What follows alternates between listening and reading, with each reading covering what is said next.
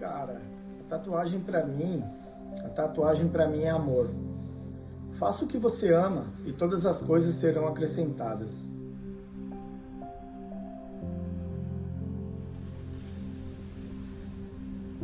Eu costumo dizer essa frase nos meus workshops, e quem já fez workshop comigo, quem já fez curso comigo, sabe o que eu estou falando.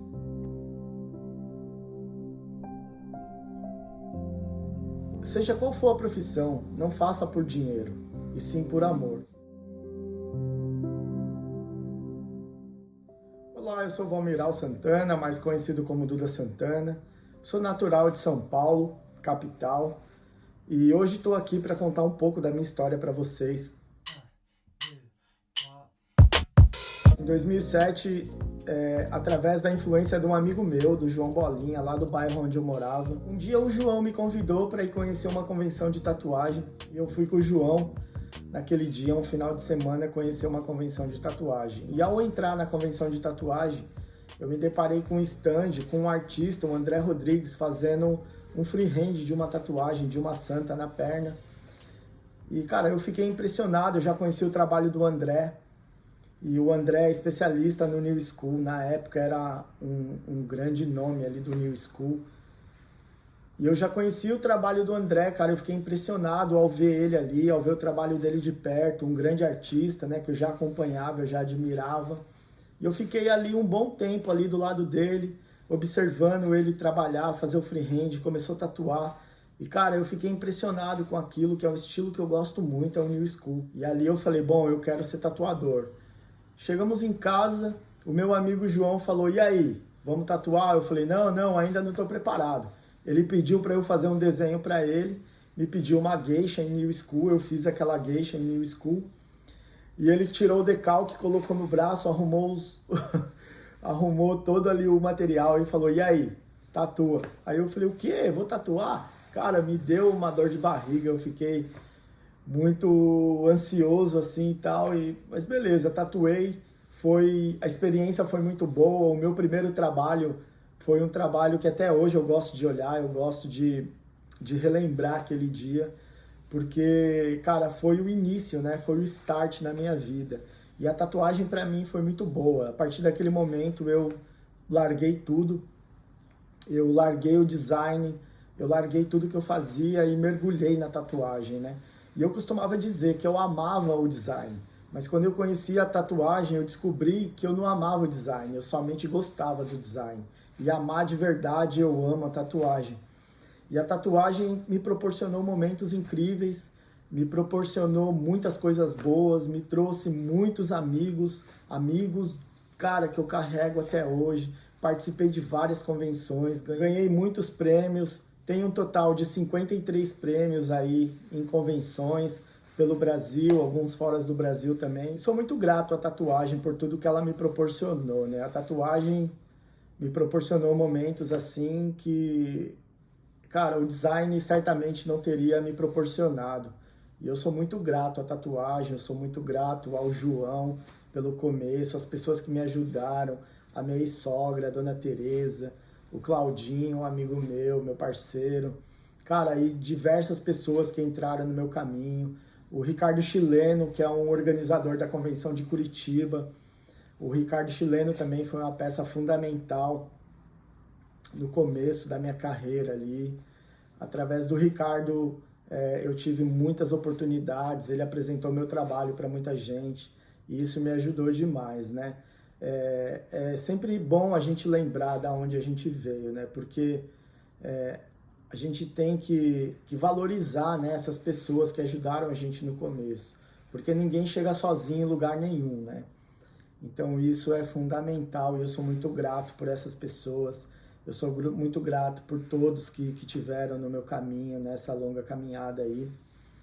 Né, já tatuo há 14 anos. Há 10 anos eu ministro workshop de tatuagem, workshop de New School, de tatuagem colorida. Também ministro oficinas de desenho e tatuagem para iniciantes. Já passaram diversos alunos, diversos iniciantes, diversas pessoas que já tatuavam. Cara, eu nem sei ao todo quantos workshops eu já dei. Nem sei ao todo quantas pessoas eu já ministrei.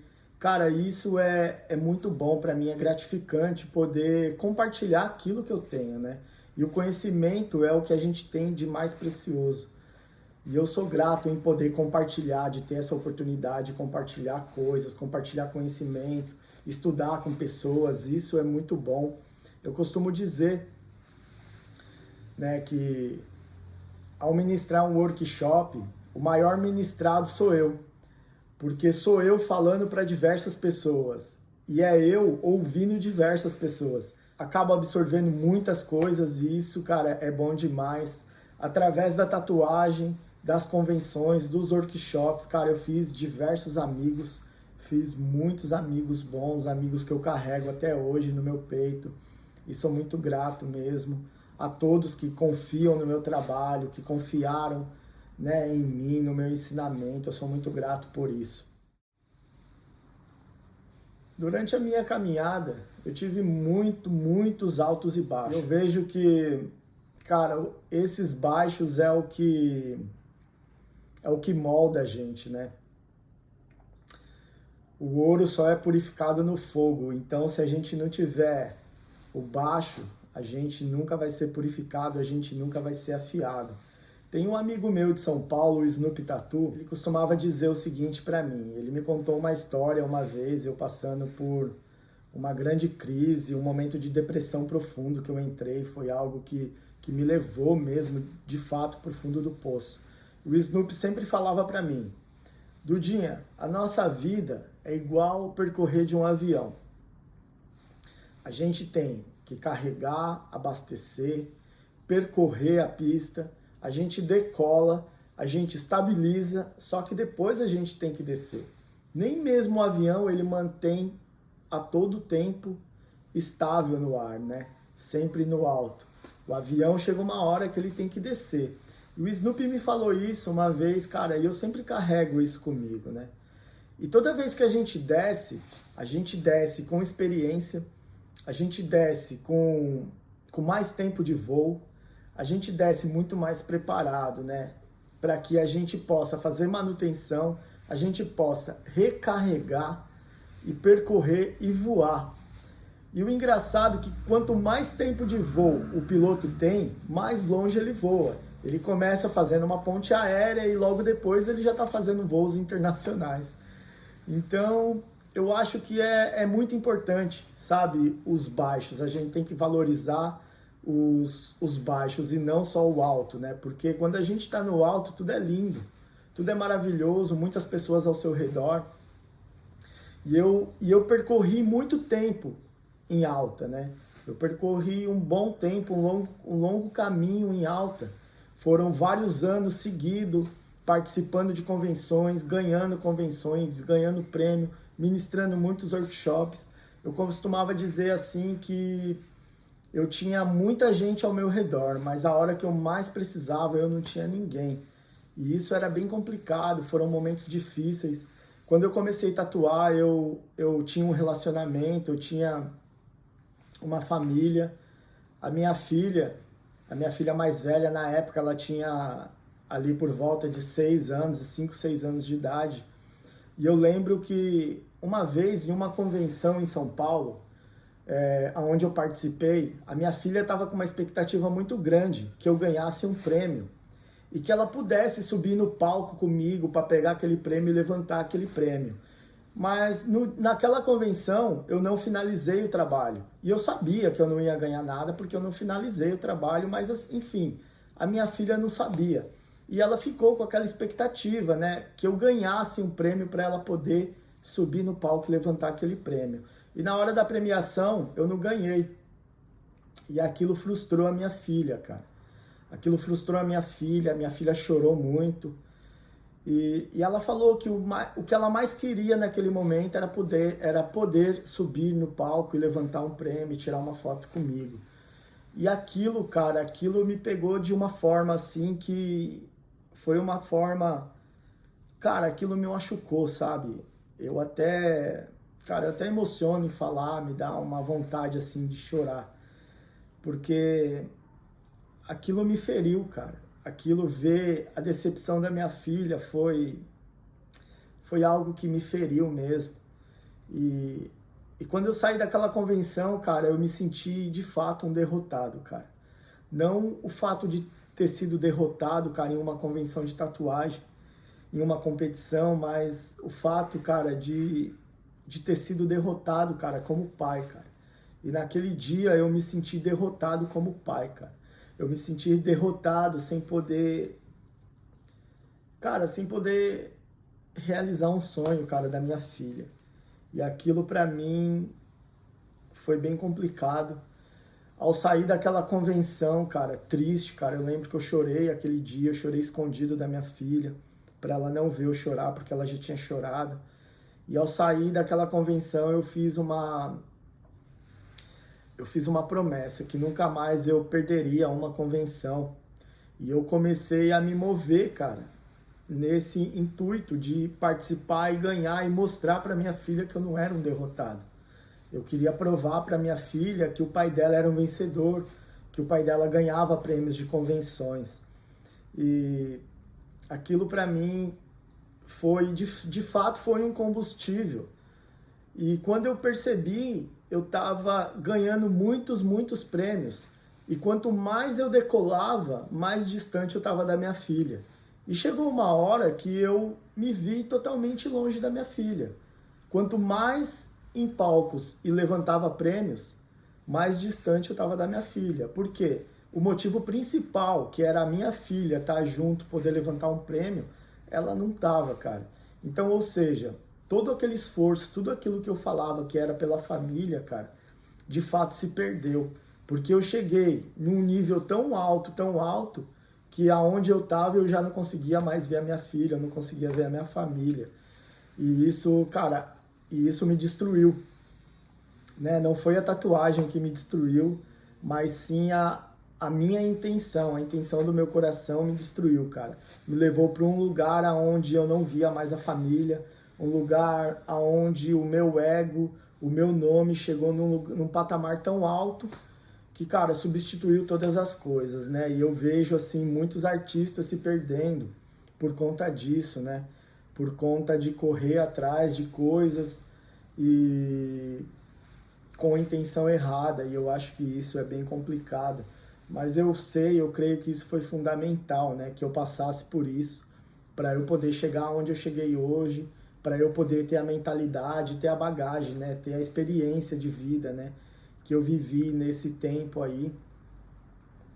E, cara, o melhor prêmio que eu ganhei nessas convenções, cara, participando, hoje com o entendimento que eu tenho, não foi os troféus ganhos em convenção, mas sim os amigos, os bons amigos que eu fiz nas convenções, e eu sou muito grato por isso.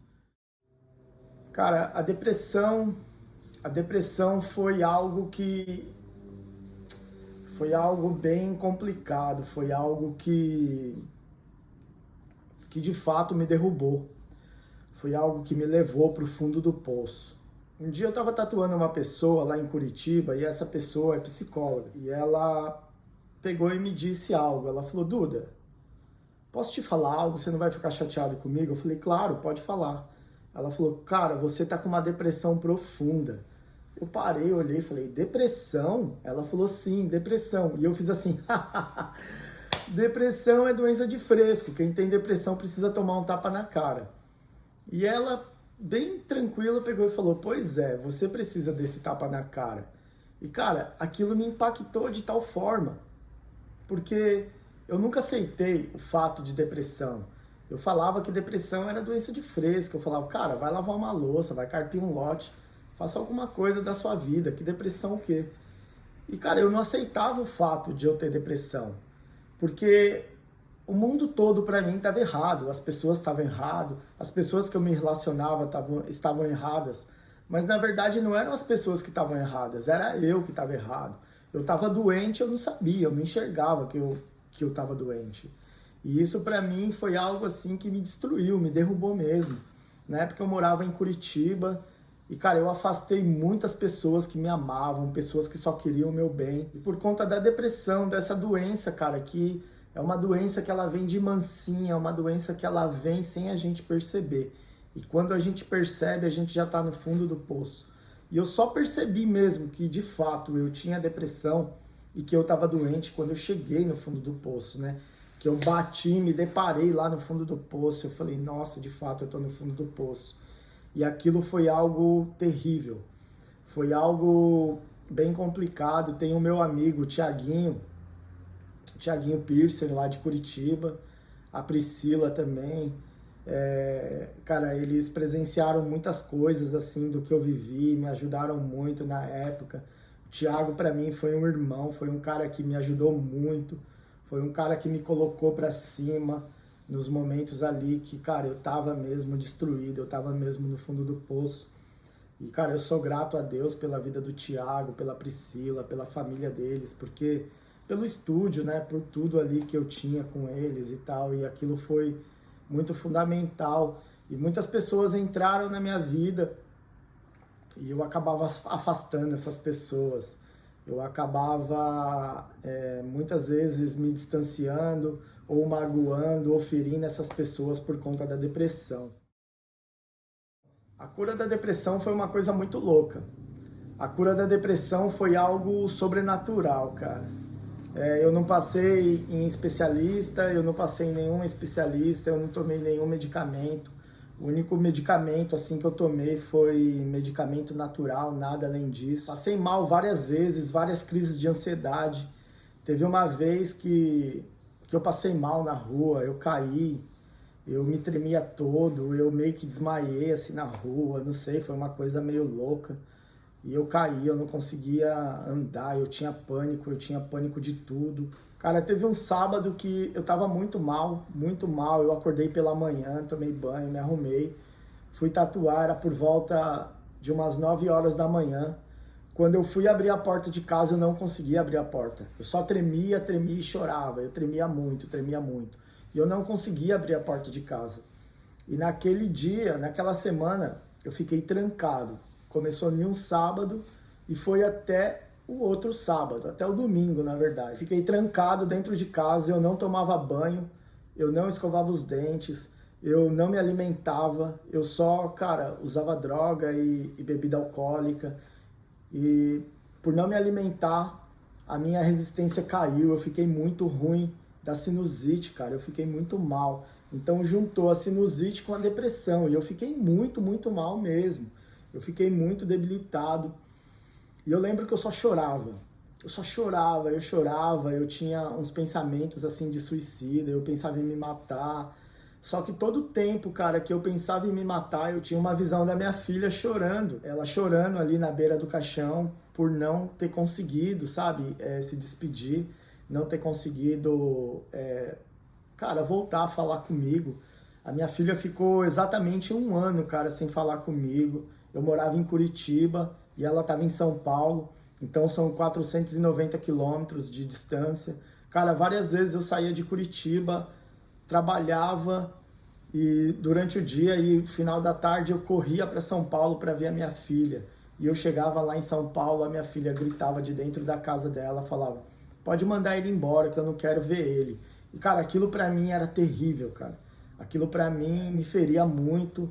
Várias vezes eu saí da casa da minha filha chorando, eu não aceitava aquilo, eu gritava no meio da rua, eu não aceitava o fato dela ter ficado sem falar comigo. Mas eu fiz muitas coisas que magoaram a minha filha, eu magoei a minha filha demais, né, pela escolha que eu fiz, a escolha de viver o meu sonho, de viver, correr atrás da tatuagem, de correr atrás dos prêmios, né, que foi a intenção errada que eu tive naquele momento lá em São Paulo, quando eu decidi que nunca mais eu perderia uma competição de tatuagem. E por eu ter essas visões, né, sobre referente à minha filha, eu não conseguia me matar, graças a Deus eu não me matei, mas eu não conseguia dormir, cara, era um tormento. Eu lembro que de quinta para sexta e de sexta para sábado eu fiquei exatamente essas 2 noites sem dormir. Eu tava muito ruim da sinusite, eu tava com o meu nariz todo cheio de secreção e eu não conseguia dormir. Essas 2 noites assim eu não dormia, cara. E chegou no sábado, eu tava só o pó. No sábado eu tava com muito sono, eu tava sonolento. E quando foi por volta de umas 4 horas da tarde, 4 e meia da tarde, eu peguei alguns remédios e falei, bom, ou eu saro ou eu morro. E peguei aqueles remédios e ingeri aqueles remédios. Quando foi por volta das 6 horas mais ou menos, das 6, 6h20, 6h30 da tarde, eu não aguentei o sono e eu dormi. Caí num sono, sentei para assistir um filme, sentei assim na cama, não deitei e, cara, eu apaguei. E eu costumo dizer, né, que de fato, literalmente eu morri. Eu acredito que eu tenha morrido. Eu não tenho certeza, mas eu acredito que eu tenha morrido.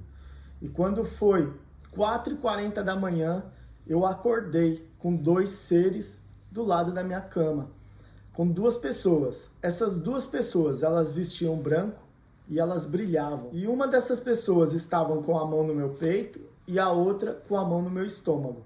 E quando foi 4h40 da manhã, eu acordei, e acordei com uma sensação de afogamento. Eu acordei assim, ó, como se eu tivesse recebido fôlego, e eu voltei naquele momento. E a partir daquele momento que eu voltei, eu olhei aquelas 2 pessoas do lado esquerdo aqui da minha cama, eu peguei e pensei, falei, bom, eu sou ateu, mas não sou burro. Eu sabia que eram anjos que estavam ali, né? Porque na época eu não acreditava em Deus, eu não acreditava em nada, eu era totalmente desapegado de qualquer tipo de crença, de religião, eu não cria em Deus. Chegou uma fase da minha vida assim, onde eu desliguei de tudo isso, eu não queria saber disso. E não cria mais, não acreditava mais. Sempre acreditei que existia algo superior, só que eu não queria mais acreditar em nada. E, cara, larguei mão de tudo isso daí. E naquele momento eu me deparei com aqueles 2 seres ali celestial.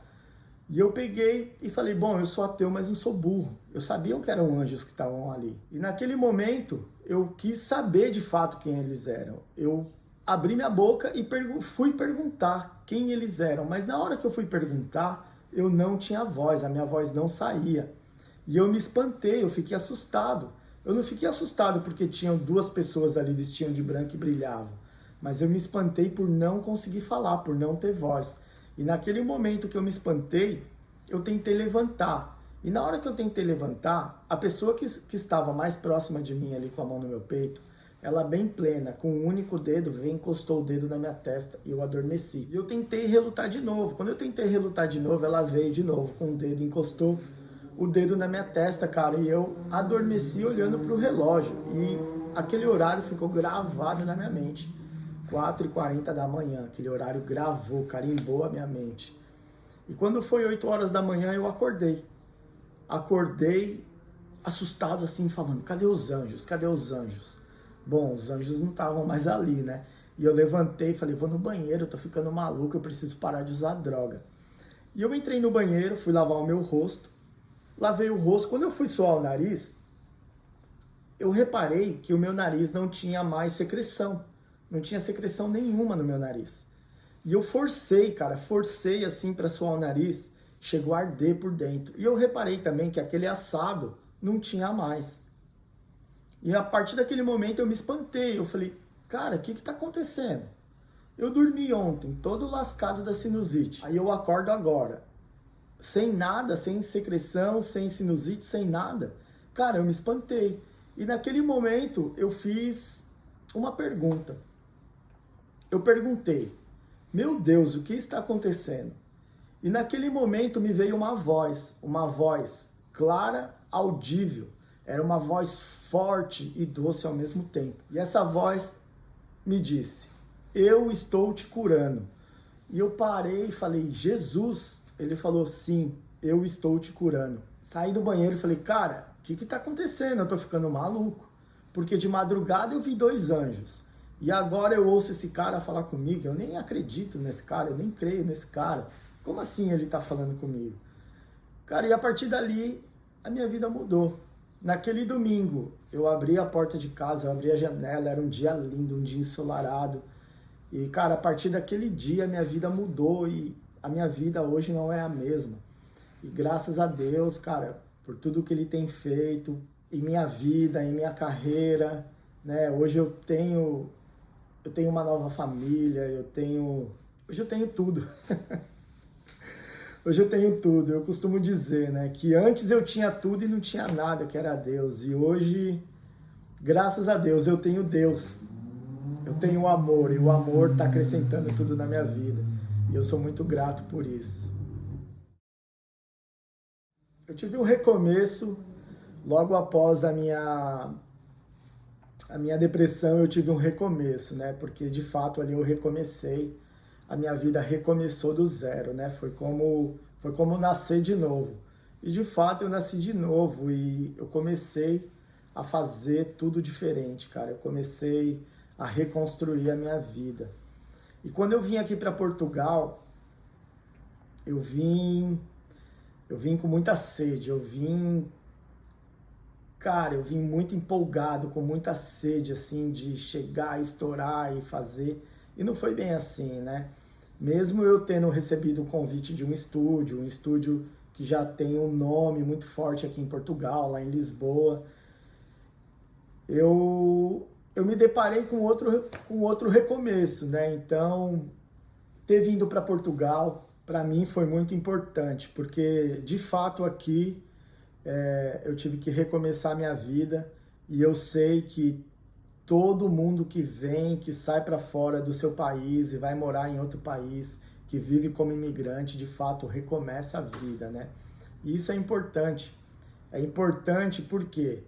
Porque a gente tem a oportunidade de rever algumas coisas e ver de fato o que estava funcionando e o que não estava funcionando. E a partir desse recomeço, a gente tem a oportunidade de fazer coisas diferentes, de ter pensamentos diferentes, de ter atitudes diferentes, principalmente. E esse recomeço, para mim, está sendo fundamental. Está sendo um recomeço muito importante na minha vida, como pessoa, na minha carreira. E tem sido muito bom mesmo. Eu sou muito grato por estar aqui em Portugal, por poder ter esse recomeço aqui, de recomeçar aqui em Portugal.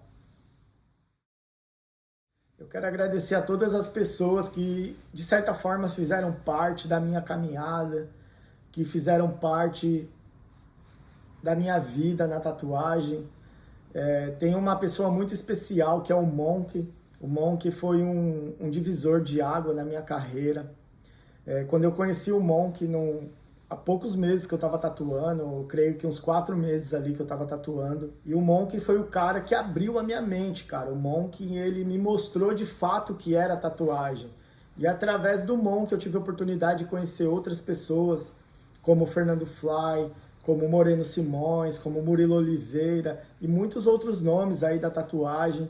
A primeira convenção de tatuagem que eu participei, o Monk que me proporcionou a oportunidade de participar de uma convenção lá em Curitiba. A minha primeira convenção foi em Curitiba.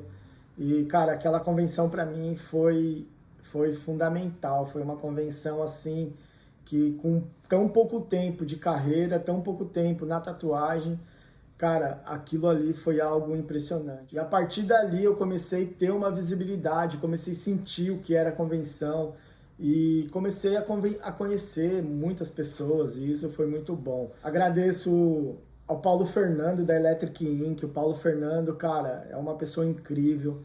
Toda vez que eu tive a oportunidade de estar na fábrica, de estar com o Paulo Fernando, cara, eu cresci muito, não só como tatuador, mas como pessoa. Bom, e um conselho final aqui que eu dou é que você nunca desista dos seus sonhos. O seu sonho, cara, é o combustível do seu carro. É o seu sonho que vai movimentar você nessa trajetória. Então nunca desista dos seus sonhos. Tenha fé, tenha perseverança, cara, e confie em Deus, cara, que tudo vai dar certo, tá bom? É isso.